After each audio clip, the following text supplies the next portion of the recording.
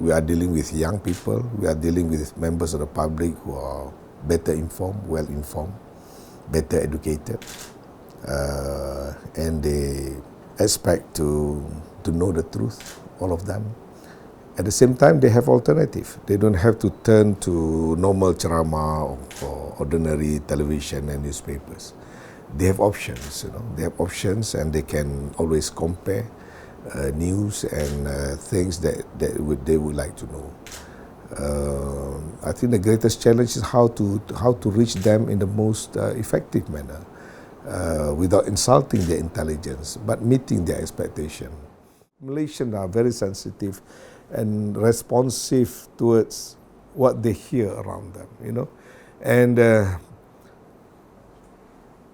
sometimes what they concern not necessarily something that is the most important, but it depends on, if the things are something that being much talked about, then people will demand for, they want to know more and more. For example, now the cost of living, for example, and some of the decision made by government, they are very concerned. Some of those, for example, when the opposition they are not very active, not like in those days.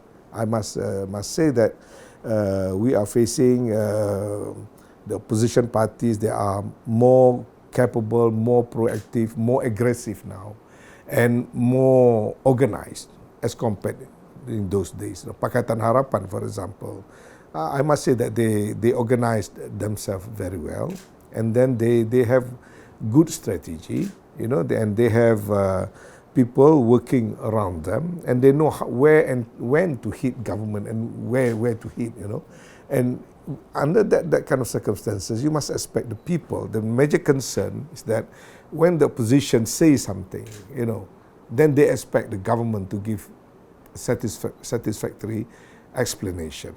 Now, for example, now the opposition is harping on the issue of good governance. And now people are concerned about good governance, about the economy, because of the current economic situation. People want to hear something about not only Malaysian economy, but also global economy. They are so concerned about even things that probably before the men on the street will never talk about, for example, oil price, about the Trans-Pacific Partnership Agreement and things like that.